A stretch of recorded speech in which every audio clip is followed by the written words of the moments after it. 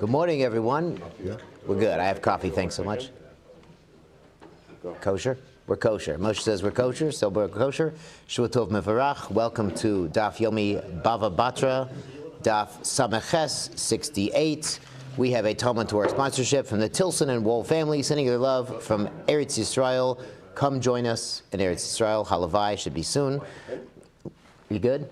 No. All right, we're gonna crank it up, Moshe. Week of Daf Yomi sponsorships from Mark and Elsa Lussman in commemoration of the 10th yard site of Mark's mother, Ann Lussman, Hana Rachel Bas Avraham Alter Zol, from David and Ricky Flam in honor of the selfless volunteers of Chaverim and Chatzola for helping Am Yisrael every day around the clock and helping find Sion Baron, Baruch Hashem, from Dan and Rissel Edelman and Adam and Fran Edelman, the Zecher Nishmas grandmother, Rus Bas Yaakov, on the occasion of our 11th yard site, L'chavdo ben Chaim, L'chaim, in honor of the parents, Dr. and Mrs. Robert and Marjorie Edelman. May their children, grandchildren, great-grandchildren, Shkoyach, continue to bring them Nachas and Nachas Ribanu Shel Olam. And of course, Baruch Hashem, our own Rabbi Silber is in Lakewood celebrating the bris of his grandson. And you know, there's a rule, we can't say all of the praises of someone to their face, but he's not here, so Baruch Hashem, we can praise him with a lot of enthusiasm. Of course, we can't say all his praises because we got to get to the Daf Yomi today. We can't take up the whole hour.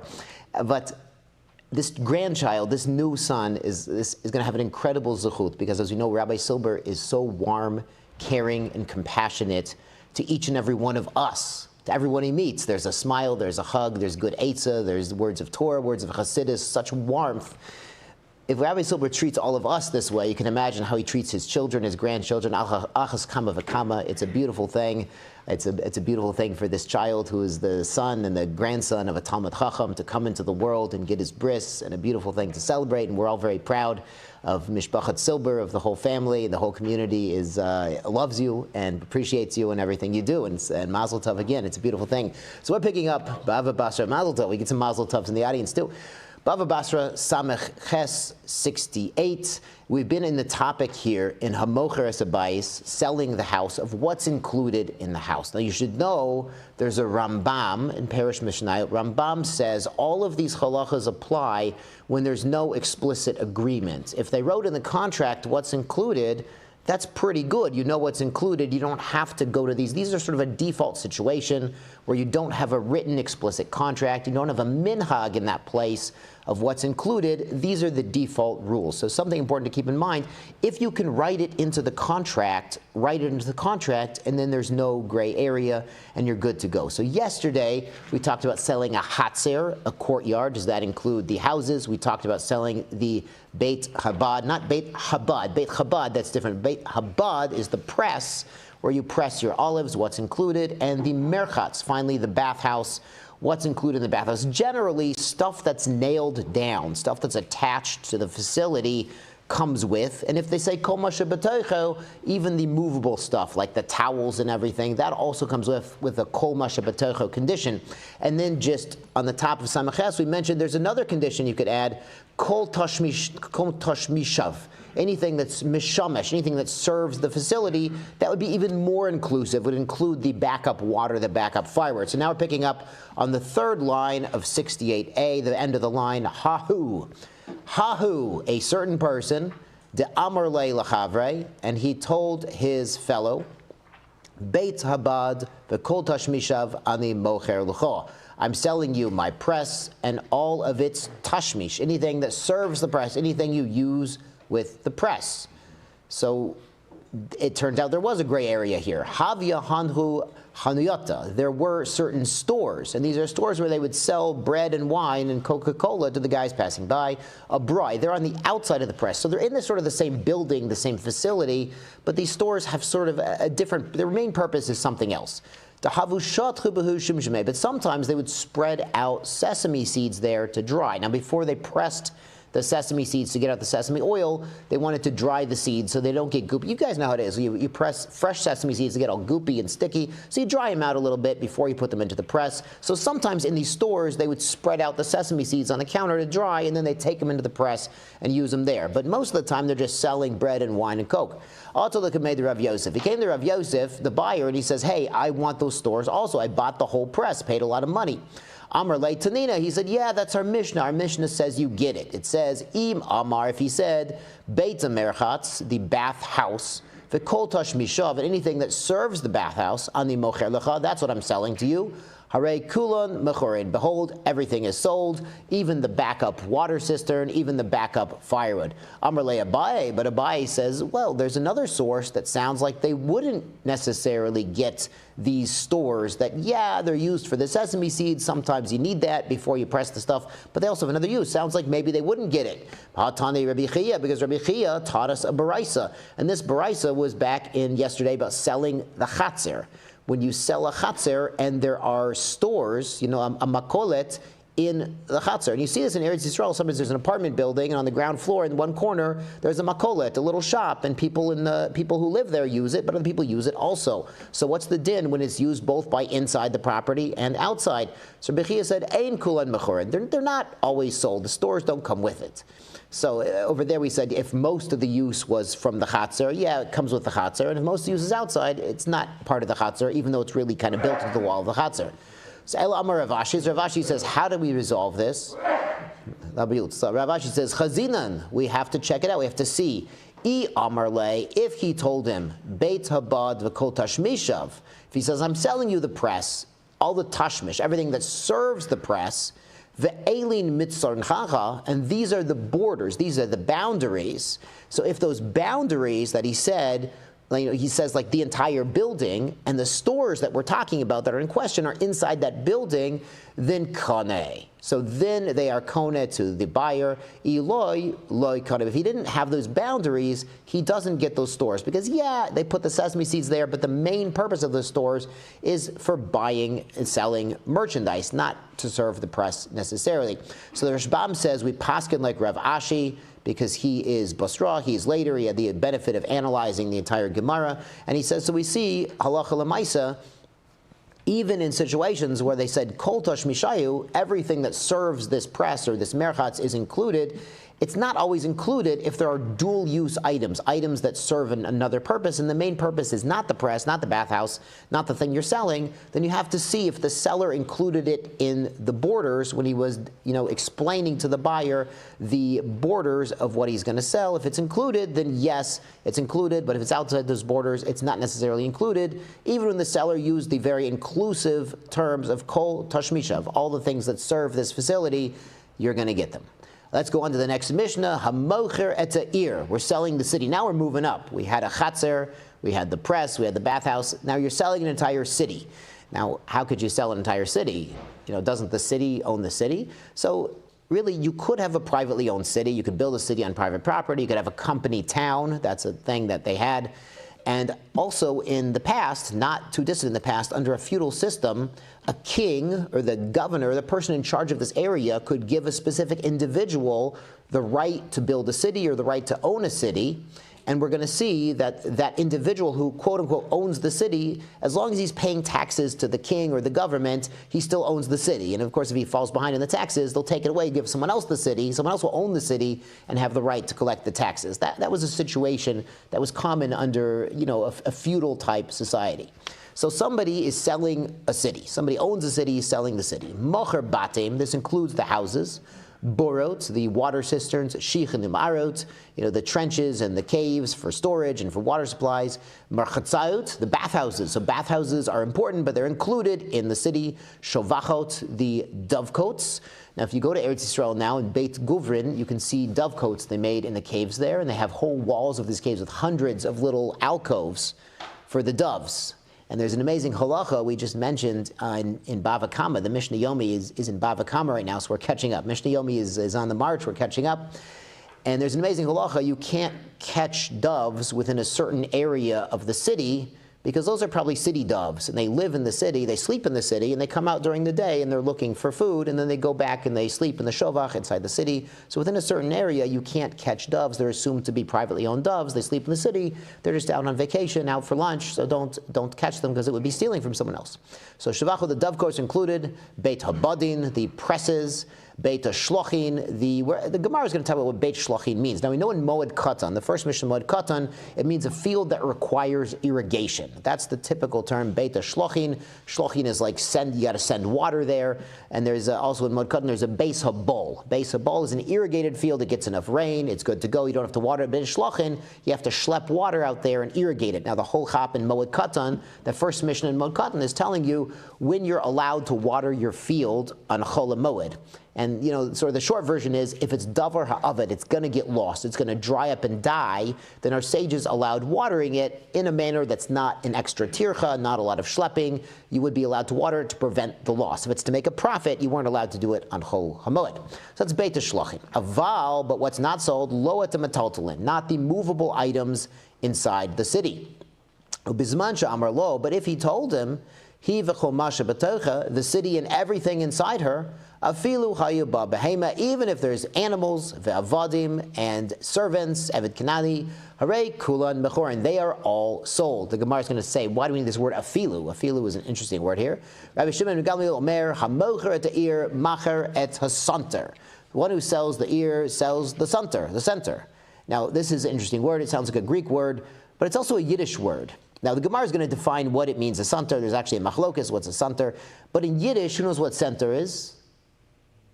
Center. Number 10. Number 10. Center is the guy who makes the minyan. The Yid who makes the minyan, number 10, is the center. He makes the minyan. Now, there's a really wild Mishnah that refers to the center. It doesn't call it the center because they didn't have Yiddish then. Yes, Yiddish is a holy language, but Yiddish is not in the Mishnah. So the Mishnah is in Hebrew, but they reference this concept. It's in Megillah. Megillah Daf Hey, the third Mishnah in Megillah. Ezahi ir Gedola. What's a big city? Kol sheyeshba asara batlonin. Anytime you've got 10 men available. Now, batal gets a bad word. Batal means like idle or lazy. It's not what it means here, we're going to see. Pachot mikar, less than 10 guys available. Harei ze kfar, that's a village. Elo amru, and these we said, makdim lo marchin. So we're talking about reading the Megillah. You can read the Megillah early in certain places because you didn't necessarily have a Megillah there. They go into the big cities. So big cities when they have 10 batlonin. So batlanin, it gets a bad rap. Rashi says, Nizonin mishal tzibur. The public feeds these guys, takes care of them. Liot mitzuyin b'tfila b'veit knesset. So they can be, for tefillah, they can be the minyan in the Beit Knesset. They're the center. There's these 10 guys are the center. They're always there in Beit Knesset. Damar Masechet Brachos is Gemara in Brachos. Kevin Shabbat Kadosh B'chu Beit Knesset. If Hashem comes, Hashem's Shechina comes to Beit Knesset, and he doesn't find 10 guys there ready to pray, putting on their tefillin, Hashem gets disappointed. The Shechina is disappointed if it's time for tefillah, and we don't have 10 guys in Beit Knesset for tefillah, it's disappointing. So Rashi is saying they keep 10 guys in the Beit Knesset for tefillah purposes. The Rambam is a little more expansive on this. And the Rambam says, in Pirush HaMishnayot on Megillah, so I got to find my other bookmark.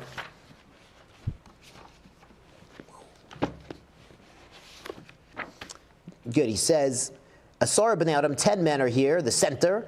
Shalot yeh lahem shum malacha. They don't have any other work to do. Ela iskei tzibur v'talmud Torah. They're involved not just in sitting in shul doing nothing. Iskei tzibur. They're involved in the public community and in learning Torah. These guys are the kollel, but not just the kollel. They're iskei tzibur. They're also maybe they're Hatzalah, they're Chaverim, they're Northwest Citizens Patrol. These are guys who are available to help the community. What's that? They're retired. So it's interesting. We're on the subject. I know guys in my other job. I actually have a day job, and a couple of guys, they retired. They retired from the office, and then they got bored a few months later, and they came back as contractors because they were bored. Now, these guys were not Jewish guys. If they were a Jewish guy, they'd retire, and they'd go visit their grandchildren. They'd go to Eretz Yisrael. They'd go learn in Kollel. They'd go take a number of the classes available for women. They'd be involved in Chesed, involved in the community.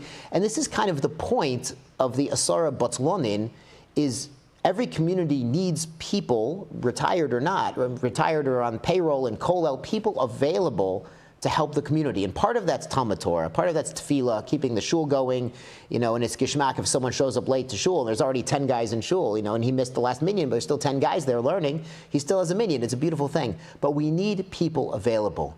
And it's an amazing thing. It's Rosh Chodesh September. It's almost Rosh Chodesh Elul, and Elul is a time to increase our tzedakah. There are so many organizations just in Baltimore. I mean, Ahavas Yisrael, Shomrim, Chatzolah, Haverim. With so many, but I can't list them all. There are so many organizations that deserve our tzedakah. But not only that, if you have the time, if you're quote unquote retired, there are so many ways to get involved in Sorkei Tzibur, Iskei Tzibur, to be involved in the Tzibur. And it's such an important part of Jewish life. And it's an ancient minhag. It's not a new thing that we have guys sitting around in Kollel learning and teaching. That goes 3,000 years ago we were doing that. It's not an ancient thing that Jews were taking care of Jews, having Hatzalah, having Bikur Cholim, having things like this. This is an ancient minhag, and it's up to us in every generation to continue this beautiful minhag of Am Yisrael, not just through money, but through our time and our energy, our own efforts. Of course, Am Yisrael is known as Baishanim, Rachmanim, Gomle Chasadim. We're humble and we are merciful, and we bestow chesed. And Gomel Chasadim, you can't be chesed at home. It doesn't say chasadim. We're not just chasadim, we're gomle chasadim. Gomel means you go out and you get it done. You're gomel, you're bestowing it, you're giving it over to other people. So this center, it doesn't mean center, but it means center in Yiddish. Is the 10th guy, is the Asar Batalanin, is Tzorkei Tzibur, Iskei Tzibur. It's up to us to become supporters or members of these Batalanim. We're being bittul, we're being mevatel, we're being lazy from other stuff, from nonsense, and we're being involved in what the tzibur needs, the communal needs, communal obligations. It's important, very important thing, and it's right here in the Mishnah in Bava Basra. If you speak Yiddish, it's right here in the Mishnah anyway. Okay, on to the Gemara. Amr le Rav Acha Berei de Rav Avya le Rav Ashi Shmos Mina. He says we see from here from the Mishnah, which said if he included everything in it, it includes even behema, even avadim. So Shmos Mina avda kamitotele dame, that avadim eved kanani are like movable property, like mitotelen. Now we're going to pause here for a second because we translate it slavery sometimes, and that's not fair to Jewish tradition, because slavery, as understood in English, refers to the practice they had in America up till 1863 and the practice they've had all over the world for many centuries. And it's brutal and dehumanizing. In Jewish tradition, slavery is really, we could translate it as servitude. We could say it's indentured servitude. Indentured means they have an amount of money they have to pay off. If it was dentured servitude, meaning they have dentures, the slave would actually go free, because we learned, of course, that if the master knocks out the tooth of the eved goes free. So an eved with dentures has to go free, because if the guy's tooth knocked out. Because in Jewish law, mistreating avadim is a serious sin. It's wrong. And if a master has one comfortable bed, he needs to give it to the eved, because the eved's working hard. If the master has eating steak for dinner, you got to give him some of the steak. And our sages, they comment, if you're kona eved, you buy an eved, quote unquote buy. So you're really acquiring the rights as labor. You have to treat him as a human being. Kona eved, kane rabu latzmo. If you're buying an eved, you're really buying a master, because the Torah has obligations about how you treat another human being, and there are serious obligations that prevent Jews from dehumanizing other people. Even if they are financially obligated to work for you, they are still human beings. At least in the halacha. I have a theory that only Am Yisrael that was slaves in Egypt, we avadim hayinu lepar b'Mitzrayim, were the only people sensitive enough to keep other people as servants without dehumanizing them and abusing them. That's just a theory that I have. But when we say avda kimetaltele, yes, avadim could be bought and sold. They're really buying and selling the rights to their labor, the rights to their what they can do for you. You're not really dehumanizing them like they're animals, God forbid. It's not like that. But they're included in the sale of a city if it says kol ma shebedoch. You see, they're like metalton, they're like movables dame. Karka dame, because if they're like karka, nizdaben agav mata. They should be sold agav the city. This word agav means along with. We've seen kinyan agav in kedushin. If you buy a field or a piece of land and there's stuff in it, you could do a kinyan on the field or on the house and also get the stuff in it. That's called kinyan agav. Agav means also on top of it. So you could do the kinyan on the house, and you get the kalim, the plates, and the forks inside of it too. So if they're like karka, if avadim are like karka, they should be kinyan agav with the karka. One kinyan on the city would work also for the avadim. So why do you have to say masha betocho? They'd be included already. Elamai avdim elaltele dame. So you're saying really avadim are like movable property? My afilu. Why does the Mishnah say afilu? Because the Mishnah said in the second case, if he says, Kol ma shebedocho, afilu behema vadim. Afilu is like even them, like obviously the other metaltalin, but even these, so they're not really like metaltalin. So what can you tell me? Are avadim like karka, like metaltalin? So it's a shiny bein metaltalin denied, metaltalin delo nied. Says the Mishnah is making a distinction between movable property that's nayid, that's moving, that's self-propelled, we'd call it. So behema and avadim, they're self-propelled, they move on their own accord. Metaltalin delo nied. And things like plates and forks and bowls and cups, they don't move on their own accord. So it says afilu, even these things that move on their own accord, you might have thought they're not included with the property of the city, even if you say komash b'tocho. So we see it makes a distinction, afilu avadim behema. So they say afilu tema. So you could even say avdakim karka dame, that avadim are considered legally like karka, like land, like real estate. The shiny bein mekarka denied, mekarka denied. And really the distinction is between karka, between land that moves, which is avadim, and land that does not move, which is the actual land, the actual city itself. The Rashbam comments here that really we're talking about what's Lashon B'nai Adam. How do people understand and classify in their head? Because he says certainly, he says definitely avadim are considered on a deraisa level to be like karka. As we talked about in Masechet Kedushin, to make a kinyan on an eved is the same methods like kesef and chazaka that we use as a kinyan for karka. So really the Torah and halacha considers avadim like karka, even though people might refer to them as metaltalin, as our Mishnah is not clear if it's referred to as karka or metaltalin. It's really not a proof. But Rashbam is explaining in Deraisa, really we refer to them as karka. But of course, again, the avadim we're referring to are human beings, and as Jews, we have an obligation to treat every human being, even if they have a financial obligation to work for you, as a tselem elokim, as part of somebody who has a divine image, no matter what their status. And of course, also the Evid Kenani, he was put in a mikveh, and he had to observe mitzvahs lo taseh. So he was like already half Jewish. Then of course when he becomes free, he's fully Jewish. So he's sort of like, it's kind of like a slow conversion process. He's on his way to becoming a real Jewish person. He's just, on the way, he's working for a Jewish family, he's learning about halacha, he's learning about keeping Shabbos, on his way to becoming fully Jewish. So it's another way to understand what an Eved Kenani is and his relationship to society. But let's go on. Rabbi Shimon ben Gamliel, Omer, Hamocher Te'ir, Macher et Hasenter. He's selling him the 10th guy to show up at Minyan. Now he's selling him the center. But what's a center? It could be a Greek word.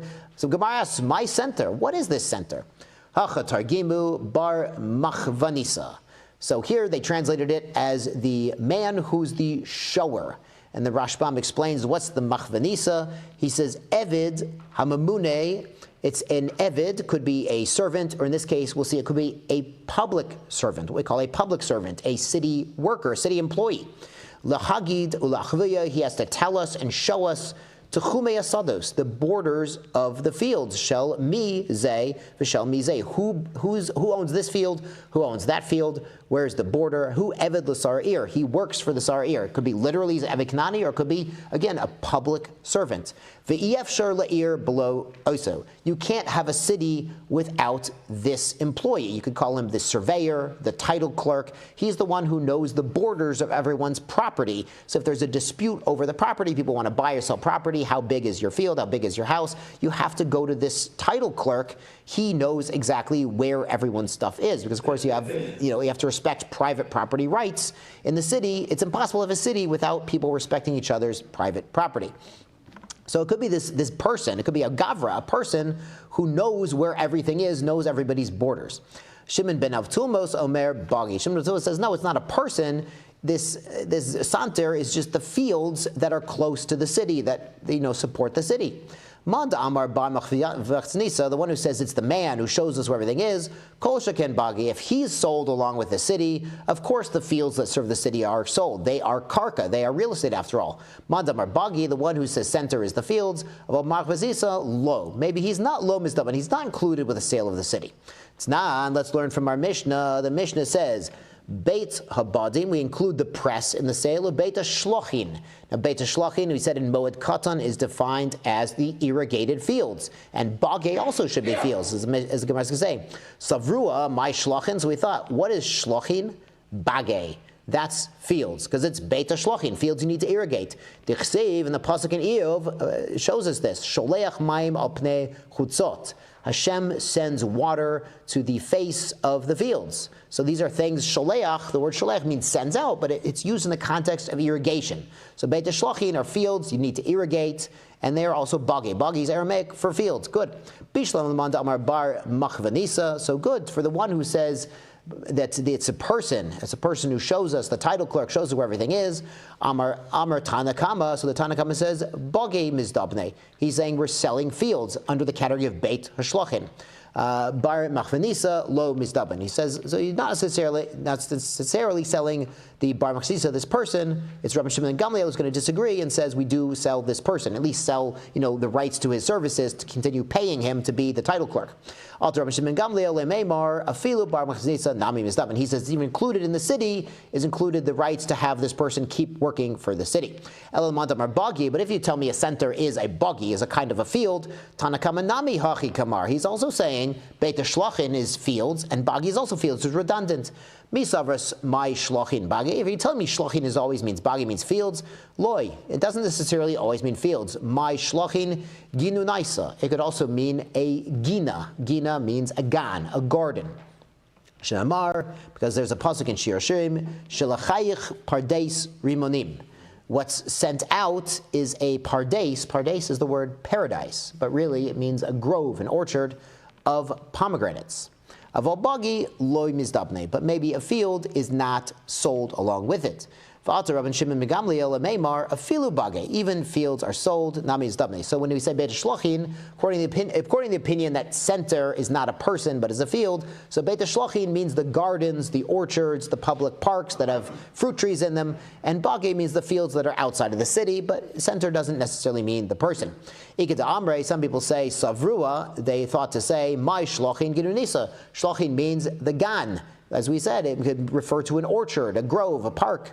Bishlam Lamanda Amar Bage. So it sounds good if you say Beit Shlachin means fields. Amar Tanakama Ginunisa. So the first opinion in the Mishnah, the Rabbi Shimon Gamliel, is saying it means these gardens, these orchards, mizdabne. These are sold with the city.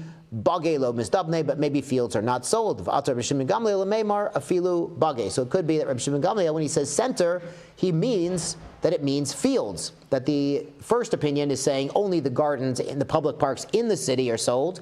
And Rabbi Shimon Gamliel says even the fields that are outside city limits, but they serve the city, they're also sold. Bage mizdabne. Let's turn over to Ahmed Beis.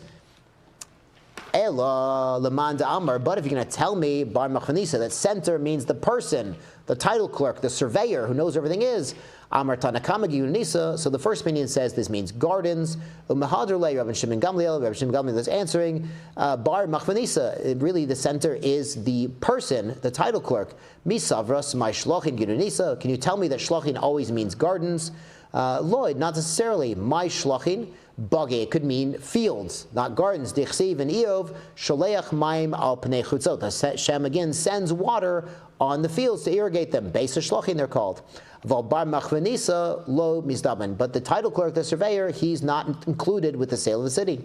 Rabbi Shimon Gamliel lemeimar, Rabbi Shimon Gamliel comes to tell us that filu bar machvanisa nami mizdaben. That even the bar machvanisa is also sold along with the city, and he is the one called the center. Now, this pasuk in Shir Hashirim that we mentioned, Pardes Rimonim. So first of all, Pardes is paradise. There's really nothing better than going to Eretz Yisrael and being in a grove of pomegranates. I've never done it, but I want to. So if anyone's been to a grove of pomegranates in Eretz Yisrael, you were in paradise. Literally, you were in paradise because it's a pasuk, Pardes Rimonim. But there's another pasuk, actually a few pasukim after this Pardes Rimonim, in Shir Hashirim, and it shows up in Shas. And it's great. We get to do a little chazara of Moed. I had to literally blow the dust off this Gemara because it's been a long time since we were in Moed. But there's a Gemara. It's going to sound familiar once we start it. It's at the very end of Chagiga. The very end of Chagiga is talking about the Kalim in the Beis HaMikdash, in the temple, and if they could get tameh, if they could get contaminated during Moed. Because remember, everyone came during Moed to the temple, even people who weren't necessarily careful with their Tum Tahara. So which Kalim could get tameh, had to go to the mikveh after the festivals, and they're talking about the Mizbeach HaZahav. This was a Mizbeach made of wood, but plated with gold. So we're going to get to the pasuk in just a second. Amar Reish Lakish. Reish Lakish says, Ein or shel Gehenim sholetet b'poshe Yisrael. The fires of Gehenim do not affect even the sinners of Am Yisrael. Kal v'chomer, it's a logical derivation, Mizbeach HaZahav, from the golden altar, the golden Mizbeach, which again was wood plated with a thin layer of gold. Ma Mizbeach HaZahav, this golden Mizbeach, she'ein olav elek ove dinar zahav. The plating on it is only the thickness of a dinar, like a small coin, a quarter. There's a quarter's thickness of gold over this wooden Mizbeach.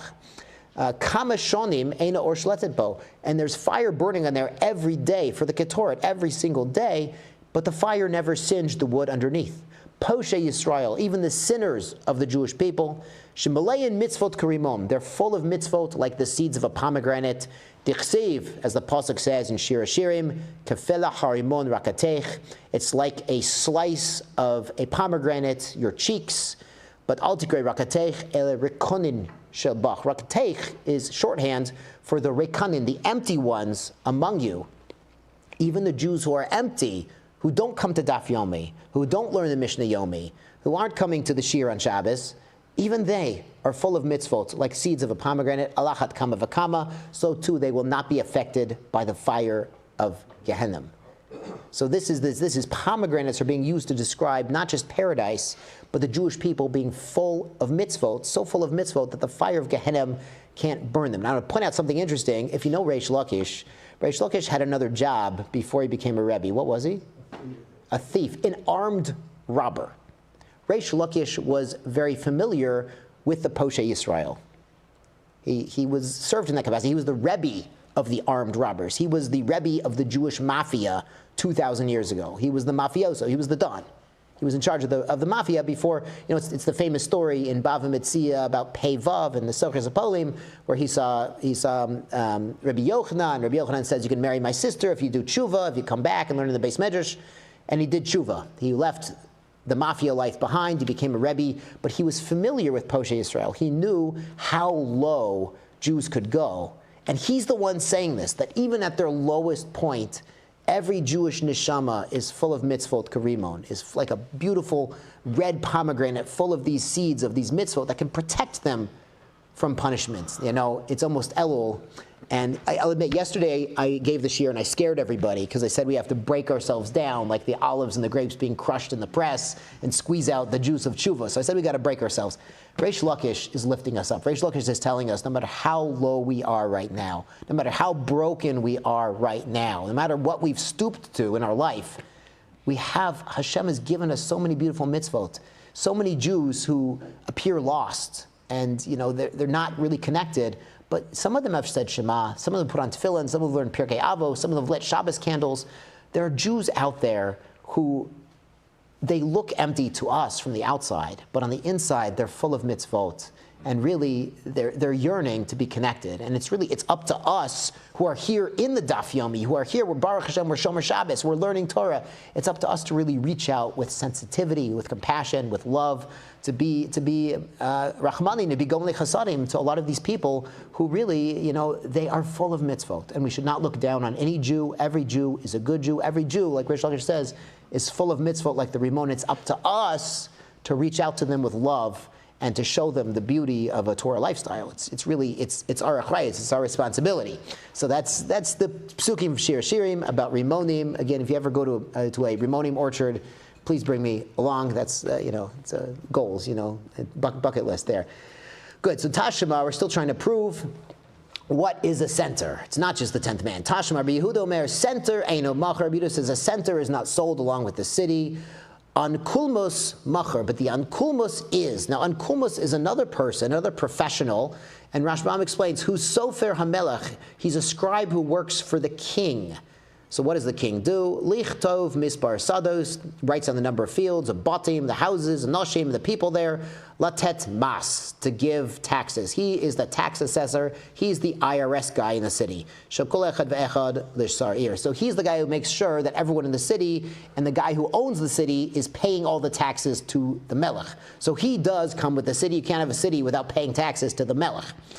So he would be technically sold the rights to him. You keep paying him and keep him on staff. He would come with, even though it's a new administration, a new governor, a new mayor, he would come with the city. You can't have anyone, you can't have a city without this guy with the taxes. So the Gemara explains, my love, man, kumus gavra, this unkumus, he's a gavra, he's definitely a person, he works for the king. Santer nami gavra, shouldn't the santer also be? So midi yeah, it says, is it the same thing? It could be that one of them is actually bagay, fields, and one of them is actually a human being who does the tax assessment. The Gemara says, could you really say this? Hakatani, because it says, katani seifa, at the end of this teaching, of olo she'arecha, but it's not sold the she'arecha. This means the shirayim, the leftovers. And the Gemara is going to explain what this means. V'lo binoteha, and not her daughters. Her daughters means her suburbs. And this word binoteha for suburbs is actually a deraisa word. The most famous suburbs in the Torah, at least, I don't know if they're the most famous in the world, are at the end of Matot, the very last pasuk of Matos. V'novach chalach v'ilkud at Knat. Novach went, he conquered Knat. Ve'et binoteha. It doesn't mean her daughters, it means her suburbs. V'yikrala novach bishmo, and they're also called Novach. And the translation, there's Kafranaha, they're villages. Also Havot Yar is also translated Kafranaha. But they are the suburbs, are the benot, they're called the daughters. They are indeed the suburbs. So those do not come along with the city, according to this opinion. Velo chorshin, and not the forests, hamuktzin law, that are set aside for the use of this city, to supply firewood and for grazing there.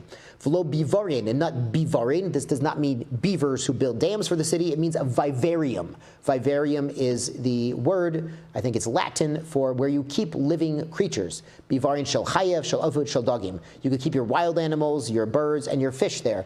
Your behemoth you can keep in the barn, but when you trap wild animals or birds or fish, you want to keep them somewhere until they're ready to eat. That's a vivarium. Now it's interesting because in other languages we have the word viva.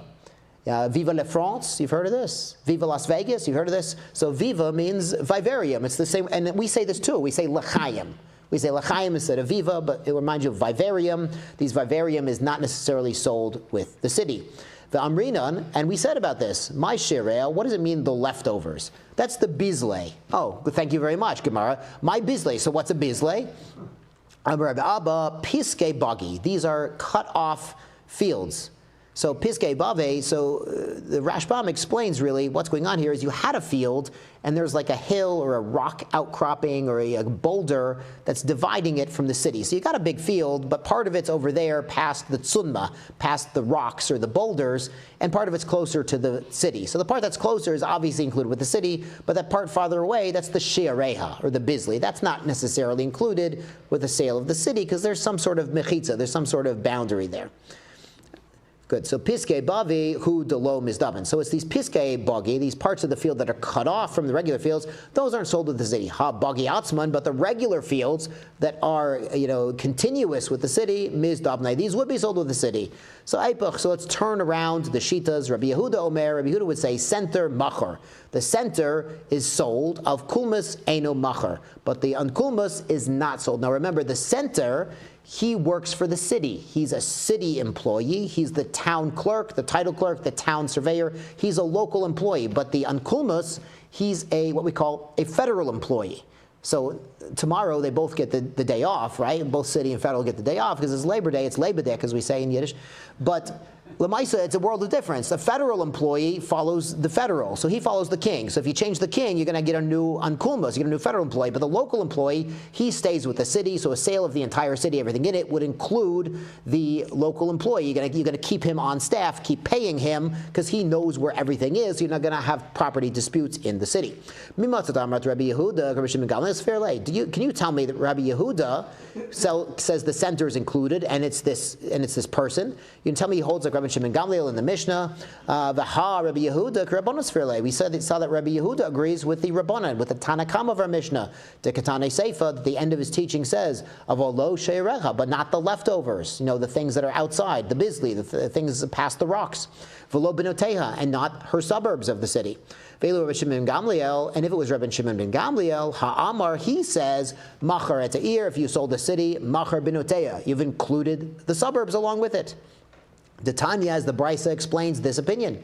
Hamocher Sa'ir, there's an opinion that if you sell the city, lo machares benoteya, you did not sell the suburbs. The suburbs are considered a separate village, a separate legal entity from the city itself. Rabbi Shimon Gamliel Omer, he says, Hamocher Sa'ir, machar benoteya. If you sell a big city, Ir means a big city. Remember, Kfar, we learned in Megillah, Kfar is a little village, but Ir is a big city. You sold the big city, you include the suburbs. Good. So Rabbi Yehuda, Savar law, Kivase Bechada. Rabbi Yehuda agrees with Rabbi Shimon Gamliel with one thing, with the center, Upolig Ale Bechada, and he does disagree with the other teaching. So he would say, yes, center is a person, and also the Tosfos here, the very end of the Tosfos, he says, Betosefta de Bava Mitzia. He says there's a Tosefta, additional teaching. Remember, there's Mishnah, then there's Tosefta. Tosefta was what was left out of the Mishnah and the Brisa. There's Tosefta on Bava Mitzia. It says, Nochri Sha'asa Yisrael Apotropos O Center. A non-Jew hired a Jew or designated a Jew to be his apotropos, his legal guardian, or his center. So apparently center is a person. So Mashma Mikol Hani, he brings a lot of sources. The last source, center gover. The center is a person. He's some sort of clerk, some sort of official, a surveyor, the guy who knows where everything is. Again, so you can maintain your property rights and not infringe on anyone else's private property in the city. Now the Gemara goes on, lo bivarin, and not the vivarium, the viva, where you keep live creatures, shel chayav, shel ovud, shel dagim, of wild animals, birds, and fish, or minhi, but there's a contradictory teaching. Hayu lo bonus, if there's suburbs to the city, ein nimkarin ima, they're not sold with the city. Hayu lo chelek echad biyam, if there's one part of the city out in the ocean, chelek echad biyabasha, we're going to see they are included, but how could it be a city has a part in the ocean? It's weird. There's a city on dry land, city in the ocean. Who's been to San Francisco? I got like, okay, 3, 4, 5 hands, 6, amazing. 6 hands. So a big chunk of this year has been to San Francisco. There's a little island right there in the bay. What's it called? Alcatraz. If you sold the city of San Francisco, Alcatraz comes with it, according to this Barisa. Says it's right there in the bay. You can see it from everywhere. Yeah, you can see it from the Golden Gate Bridge. It's beautiful. So also what's included, bivarin, the vivarium, shel chayav, shel oved, shel dagim, these are included. Hare elonim karinima, these are included with the city. So they say lo kasha, it's not a contradiction. Ha denegiach ka'ahe legav. So when the opening, the access to these places is towards the city, we're going to see they would be included. So if this vivarium, it's like maybe like it's a like a zoo kind of pen for animals. If it opens into the city, so the residents of the city can easily make use and store their animals there, then beautiful, then it's part of the city.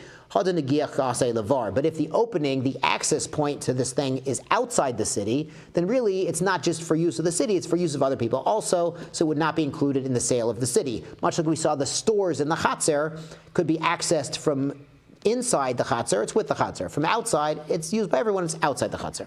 V'ha'katane, but we learned in the Baraisa, v'lo et chorshin, and not the chorshin muktzin law, the woods that are set aside for the city. So we say eima, so really the Mishnah should say a muktzin heimena. So muksa means really set aside. We have this muksa on Shabbos. Muksa means set aside. It also means designated for a specific purpose. So muksin heimenu could mean set aside from it. So if you have woods that are a little bit outside the city, that are set aside from the city, those aren't necessarily included, whereas, woods, a bunch of trees that are inside the city or connected to the city or they open to the city, that would be included in that. So it's interesting when we're talking about woods and people in the city using the woods versus people outside the city using the woods. There's another Gemara in Bava Kama, and it's about Eretz Yisrael. And in Eretz Yisrael, of course, on the Sevivon, on the dreidel, they don't say Nes Gadol Haya Sham, they say Nes Gadol Haya Po. Pay for Po, so this is in Bava Kama, pay. That's how we remember it, Nes Gadol Haya Po. It's at the bottom of pay. It says, Tanar Bana Asoretz Naim, Hitna Yehoshua, Shahayu. So there are 10 conditions that Yehoshua, Joshua, established for us to settle Eretz Yisrael. Now, all these conditions, the first one is Marin B'chorshin. You can graze your animals in the Choresh. Choresh usually means woods. Any Persians here? Oh my, we got one person in the back. What's Choresh? Choresh is a stew. So Persians understand instinctively, even before Yehoshua made the Gezerah, that you graze in the Choresh, it's delicious. Choresh is delicious, but Choresh means the woods. So what's happening here is even privately owned forests, privately owned woods in Eretz Yisrael. Now, really, everything in Eretz Yisrael had an owner because the whole land was divided to the Shvatim, divided into the Mishpachot, the families divided into individuals. So everything had an owner, but forests out in the middle of nowhere, no one's using it. You could take your animals there to graze them. So we see it's very important to have private property rights. We have the center who's telling us the borders of everyone's property, but to have a society function, you need to understand that sometimes people are going to walk across your property. One of the kanos is people are allowed to use the restroom behind the fence on your property if there's nowhere else to go. People are allowed to bring their animal into your forest to use your property. Now, but in the Gemara, they do explain, they do qualify this a little bit. The Gemara does say that it's only when you bring a behema daka into a chorish gasa, when you're bringing small animals into a big forest where it's not going to do any real damage. If you bring large animals there and they're trampling down the trees and the bushes, doing damage, that's no good. And if it's a very small forest, like a little park, a few trees, and you bring your goats there and they rip up all the vegetation, also no good. If somebody has a big forest, even if it's private property, the takana of Yeshua is you're allowed to bring a few animals there and graze them. Another thing we learned in Bava Kama is you don't allow your behema daka to graze just anywhere. You have to take it out to the wilderness, out to the chorish to graze it. As we see that behema daka can cause a lot of damage to private property. You know, sheep and goats get into people's fields, they do a lot of damage. So davka, we were supposed to take them out to the chorish, to forests, and to wilderness to graze there, even in private property. So part of the wisdom of Am Yisrael is we have private property rights, we have to respect them, but we also understand to function as a community, sometimes you have to let other people use your property, you know, in a way that doesn't damage you. And it's also important to remember that Am Yisrael invented the concept of, you know, environmentalism, of protecting the earth. And part of that is this Gemara about, yes, you can use someone else's forest as long as you don't do damage. And we're given Eretz Yisrael to be custodians, to take care of it, to make sure it's not damaged. And part of the wisdom that Hashem divided Eretz Yisrael to Shvatim and to families is because if you have a piece of land that's been in the family for 2,000 years, you're going to take care of that land. You're not going to spill any toxic waste on that land.